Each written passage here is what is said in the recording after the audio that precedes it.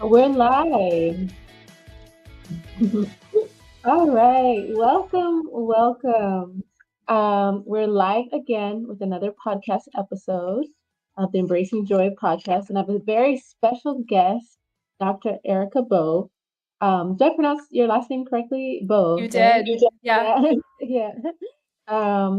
And today's topic is such a very important topic that's close to our heart, and it's a special ingredient to joy, which is self compassion. And Dr. Erica Bove is a board certified OBGYN and reproductive endocrinologist. So she cares for physicians with infertility as a coach and has also had a practice as a reproductive endocrinologist. So she knows the struggles that women physicians go through, especially with infertility, and Yeah. not just physicians. That's common. Well, it's a problem that many women may go through, and they may suffer silently, right?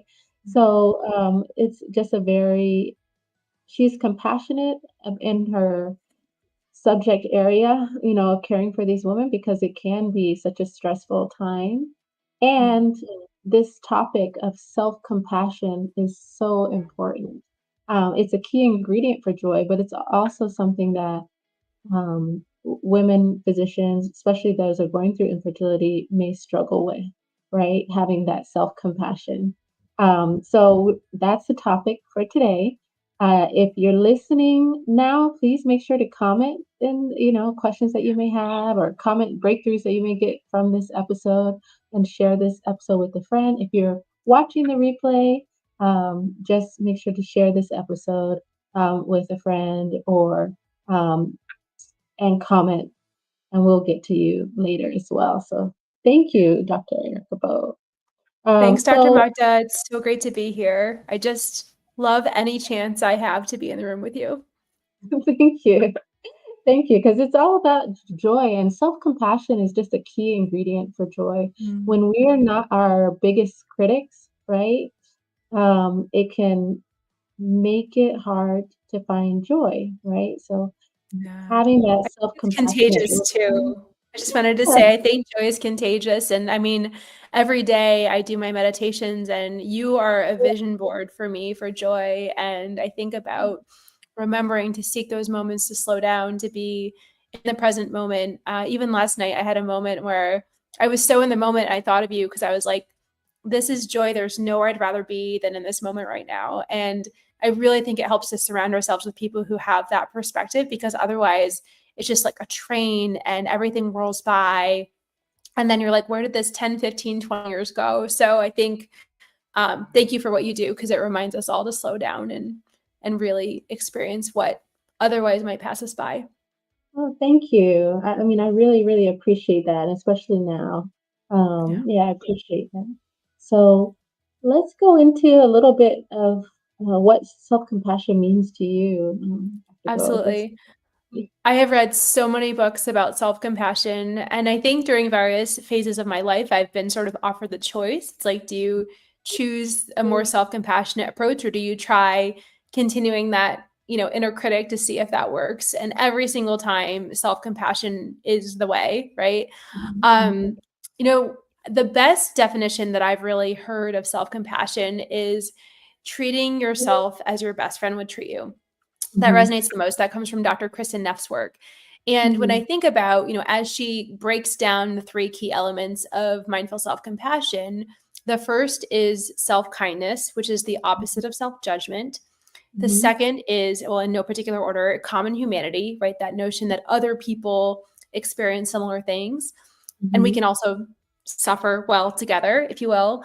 And then also the third is mindfulness. So really like, here is my cup of cold water. When I hold it, when I feel that temperature, when I take a drink from it, it Mhm. really draws me into the present moment. So those three components, self-kindness, common humanity, and mindfulness, those are the three definitions of what, the three components of mindful self-compassion. And she has a whole book and a workbook and everything. But when I think about what's my compass to orient me to mindful self-compassion, I think, Mhm. hers is the best that I've seen. Mm. Mhm. That's interesting because I didn't know about her, but I'd heard before, like in times where I was very self-critical, I had a mentor that just said, help try to see yourself as God sees you, right? Which is like, That's right. and that's as someone. So what that means, it's not just God, but for any religion, it's what seeing yourself as someone who's unconditionally loving, compassionate, kind. How that person or that entity sees you, right? So if we see ourselves as that, like a child, right? So you're a child of a higher being, and you're loved fully and unconditionally, right? Even if you make a mistake, you're still loved. To try to see yourself as that, like, oh, you're just learning, right? We're on life, we're all learning how to do life, right? So, and That's right. yeah, we're all learning how to do life. Yeah, so that's kind of how she clarified in my mind, like, oh, that's more about self-compassion, but also as your best friend, like, how does your best friend see you? Or if how would you talk to yourself if Yeah. you were your best Yeah. friend?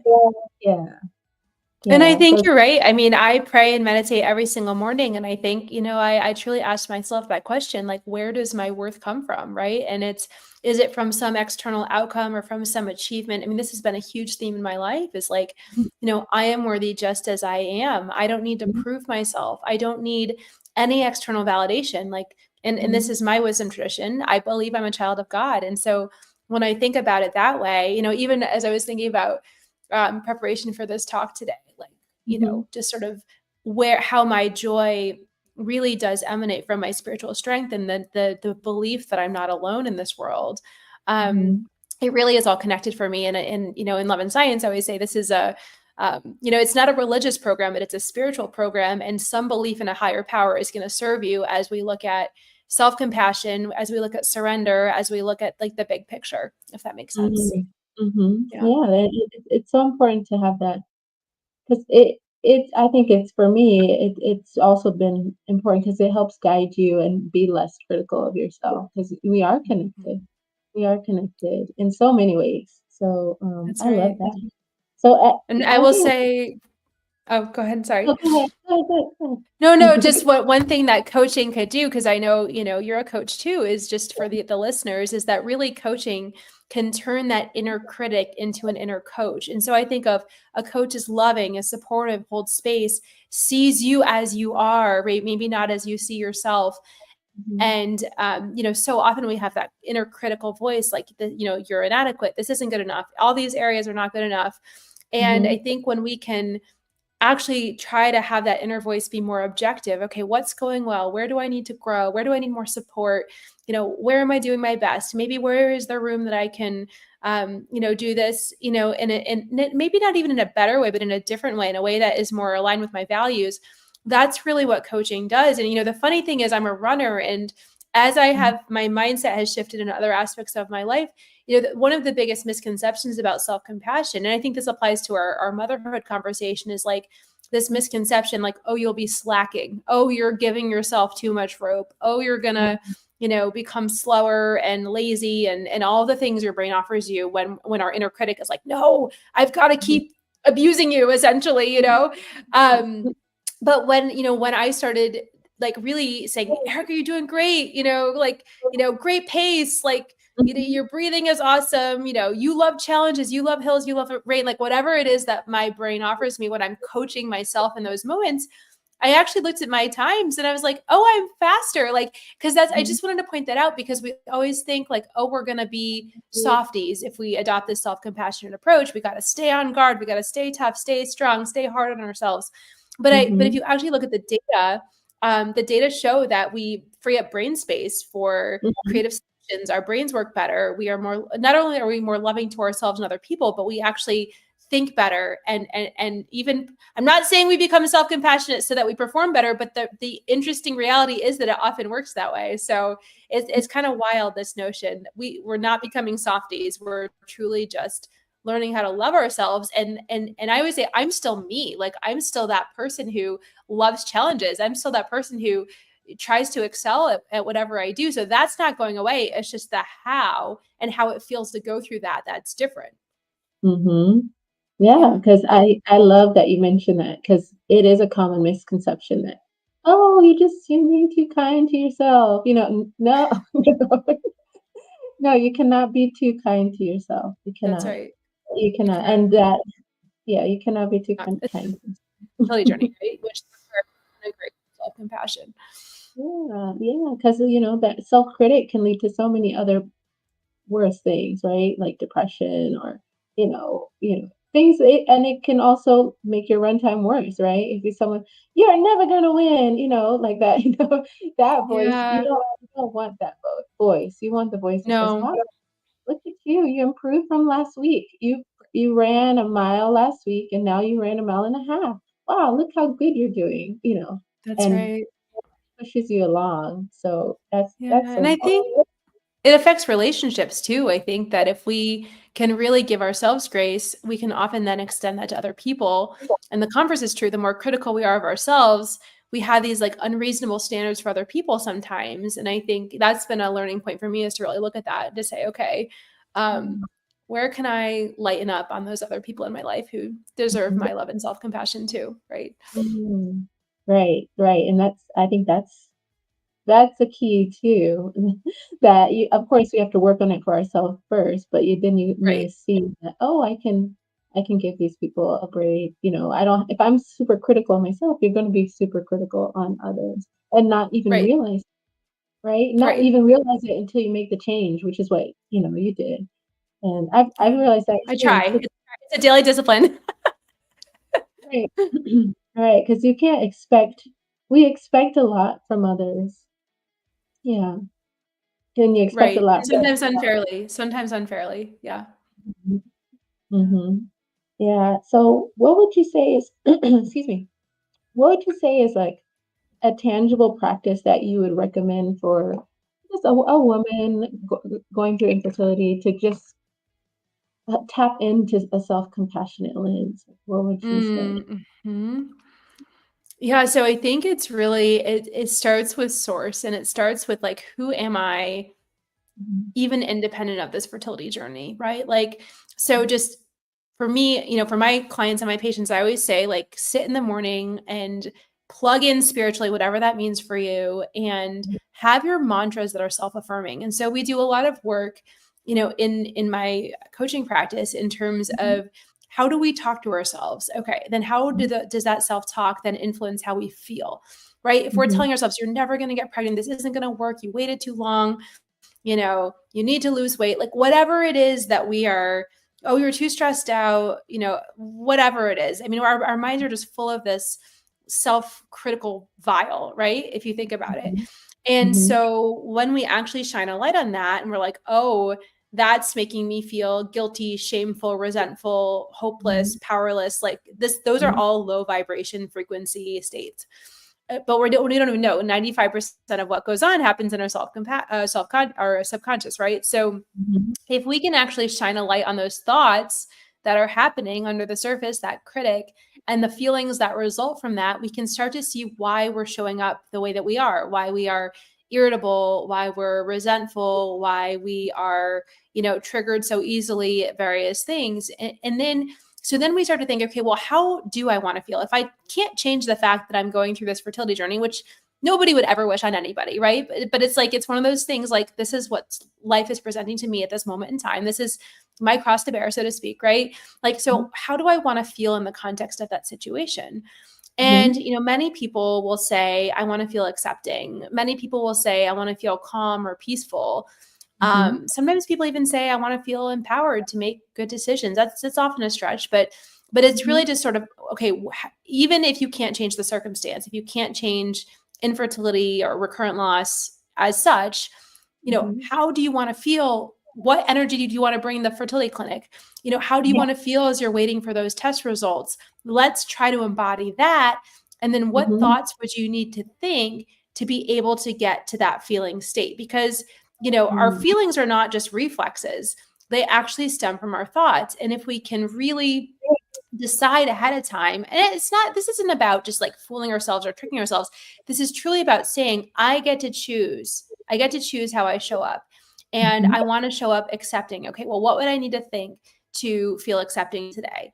Maybe it's I'm going to be okay no matter what. Or maybe it's I'm doing my best. Or maybe mhm, it's I know God has a plan for me. Like whatever it is that then mhm, allows that state of acceptance, then we then have that higher vibration frequency. Then we do things, our actions then flow from that sort of higher mhm, state, and then the results often then flow from that feeling of acceptance, mhm, going to the doctor's appointments, taking the medications, reaching out mhm, to people for support, rather than being stuck in this low vibration frequency where it's like nothing's ever going to work, and then our brains seek out the actions, the people, that whatever, to stay in that negativity. So mhm, this is where the coaching really makes a difference, because we get mhm, to choose. So I say, when you identify what those mantras are for you, and I work with people to create their own personalized set of mantras, which of course we can update over time. mhm, Those things, when we plant those seeds in the morning, just as we do like on a yoga mat, my intention is for peace, my intention is to surrender, whatever it is. It's amazing how we then see the fruits of that throughout the day, if that makes sense. mm, mhm. Yeah, I love that. It's getting your day started and making an intention to stop those self-critical thoughts by not just stopping them, saying like, I'm not going to think bad today, right? Because Yeah, when we just say, I'm not going to think negatively today without putting in the positive words or the positive thoughts that that should replace them, then we're right, still going to think negatively, right? So right. I love that you start with that mantra, and Yeah, you know, and I will say, like, a key component of this, like, the negative stuff is there for a reason, so I think that we have to honor that, we have to get curious about ourselves, like, why is that thought there in the be in the in the first place? And so, one thing I help my people with is processing their feelings. If they feel particularly hopeless, if they feel sad, if they feel angry, like, it's not to say like, "Oh, anger, shut the door on you and open the door to happiness and joy." It's not that. It's like anxiety. Okay, anxiety, a part of me is feeling anxious right now. That makes sense because I really want this to work. And so, thank you, anxiety, for trying to protect me. I see what you're doing. So again, we have to get curious. We have to open up a non-judgmental space to notice what's even going on in the first place. To be like, oh, mhm, isn't that interesting? I feel like maybe I'm irritable today. I wonder if there's something a little deeper than that. And like get really curious about that in a non, like, not just like, oh my gosh, why am I so irritable? Why can't I just relax or calm down? But like, I'm irritable. There's a reason why. Like, how can I understand myself better? Allowing mhm, that anger, irritability, trying to understand where it might come from, and then let it go. Because only when mhm, we let that go can we then say, okay, higher vibration energy, now you are allowed here. Now you are welcome. mhm. Yeah. Yeah, yeah, and I think, yeah, that's so important. So, yeah, I think that is key, right? It's a multiple keys, but it's a process. So that's why coaching is so important to also help people through that process. Yeah, Um, and it's interesting even thinking about self-compassion, like having self-compassion for the full range of our emotions. Like, internal family systems would say a part of me is feeling scared. Like there's probably like a 3-year-old little girl in there, even though it's a 35-year-old woman, 40-year-old woman who's trying to get pregnant. There's like a 3-year-old little girl in there who's scared, mhm, who's afraid of being abandoned, or like whatever it is. Like we are so complex as humans. And so until we really nurture all those emotions in those spaces, like that's where the healing is. Like we're not going to heal unless we can address those things. And it's not like it's like one and done. It's not like, okay, anxiety, I've let you go, bye forever.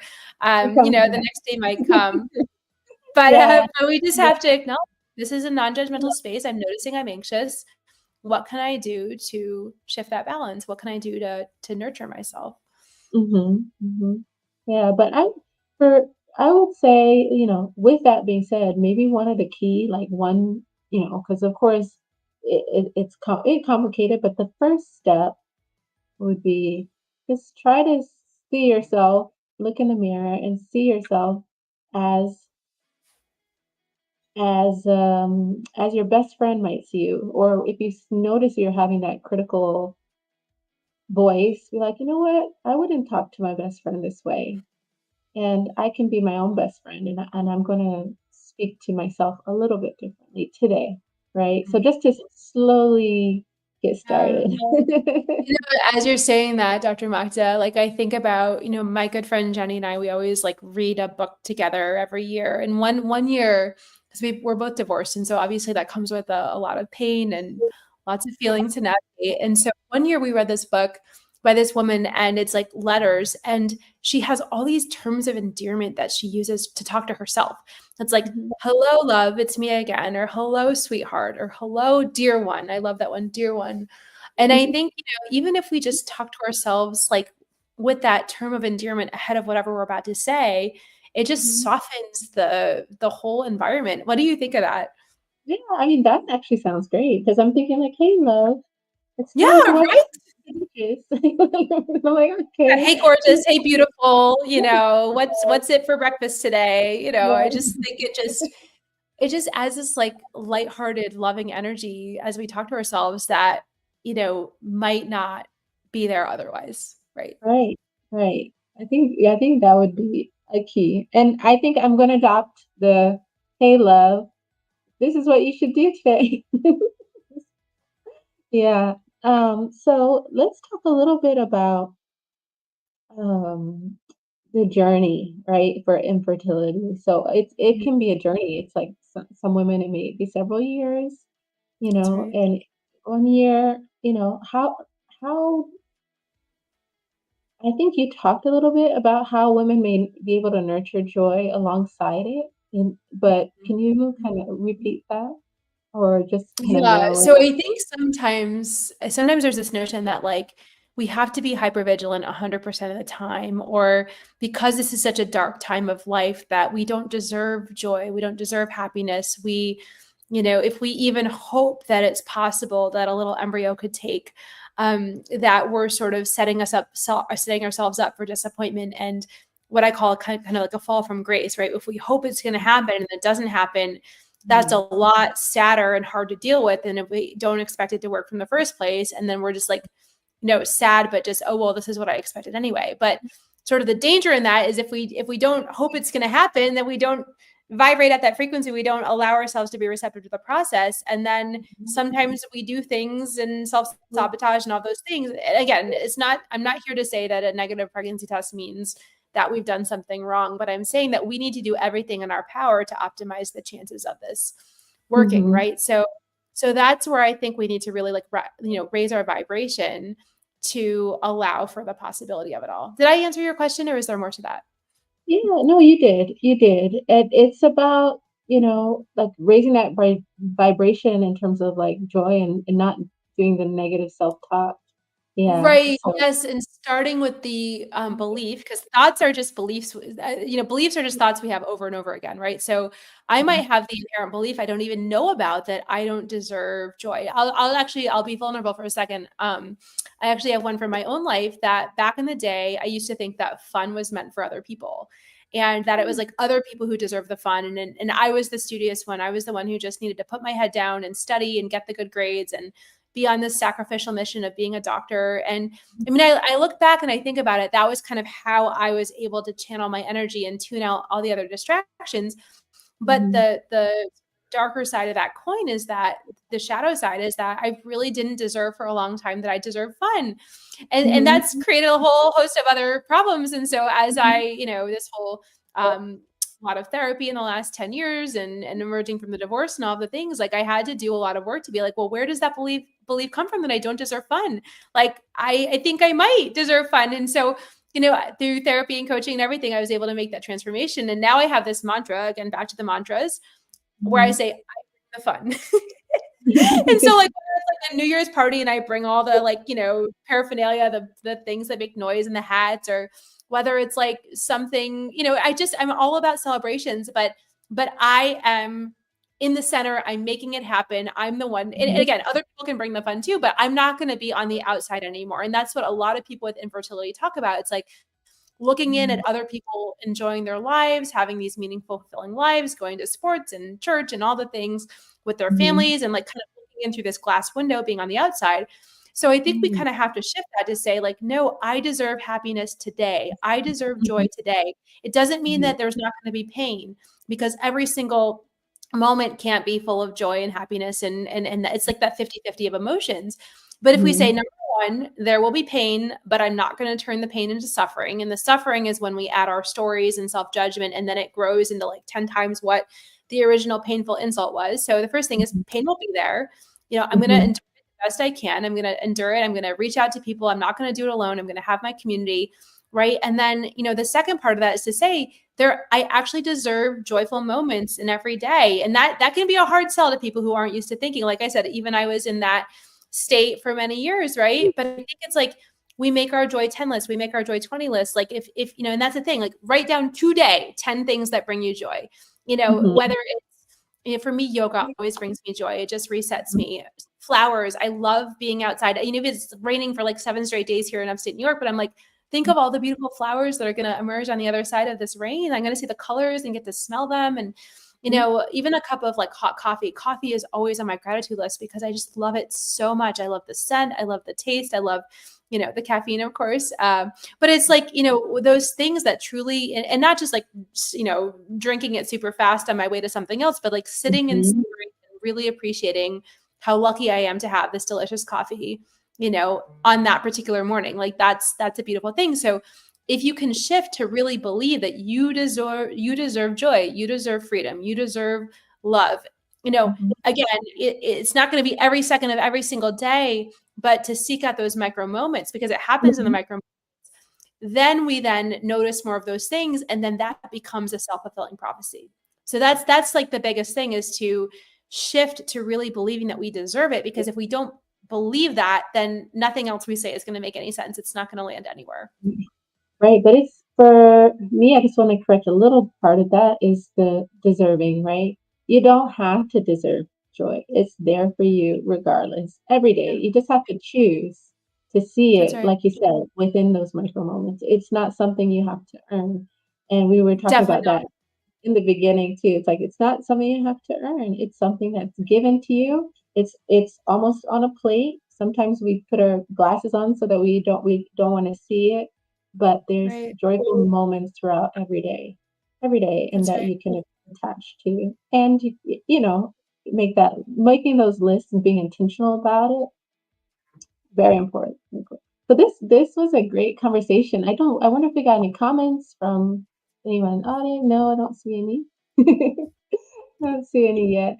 But this is such an important conversation, and I think it will help a lot of women. So, let's do a wrap up questions. And so, who is a model of joy for you in your life? I know you answered before, but you can answer Yeah, again. my children are a model Okay. of joy in my life just because they bring out my own inner child. We do things like we dance and we experience awe together, and just we slow down, we have those moments of snuggling together. They're 12 and 10, they're the loves of my life. And so Oh, it also propels me to do the work I do because I want other people to be able to enjoy that, if that's a path that they are open to and is calling them. mhm. And what are your top three ingredients for joy? Oh, that's such a great question. I know you asked me this before, so I don't remember what Mhm. I said when you asked me a couple weeks ago. Can I change. think, for me, there's something about being in the present moment, like presence, that is really an important element of joy. Just because if we're multitasking, if we're distracted, it's really, really hard to savor that moment. So that sort of solitary of purpose and presence in the moment. For me, joy involves some sort of love and connection, right? Mhm, Um, mhm, I feel like I experience the most joy when I experience it with people I love. So that's mhm. really special. And I think also maybe the third element would be something related to like adventure and going out of my comfort zone, because I think sometimes when I'm just like humdrum, and not to say that that joy can't happen in the mundane, because it does, but I think sometimes just like trying something new or doing something a little different, being exposed to something um, slightly unusual can really kind of just bring us out of our routines and allow us to see things in a way that gives us some fresh eyes on a situation. I love them. So, how does our audience contact you? What's the best way for them to reach you to be a part of your program, or if they are suffering with infertility and they would like to reach out to you? What's the best way? Absolutely. So my website is the most comprehensive place. It's Mhm. loveandsciencefertility.com. I also Mhm. have socials, so Instagram, Facebook, that's Love and Science Fertility. I have a podcast under the same name, so check out the podcast if you haven't already. I have Mhm. a Mother's Day episode from this year and last year, which is timely given everything that's going on this week for people. It's a very complex time, and also I'm on LinkedIn. So any of those ways, send me a DM. I'd love to connect and have a call if something that you heard resonates. Yes. Well, thank you so much, Dr. Bove. And Thank you, Dr. please, thank you. So, if please like, share, and subscribe to the podcast for more interesting topics where we talk about joy for high achieving professionals. And please share this episode with a friend. Take care. Thank you.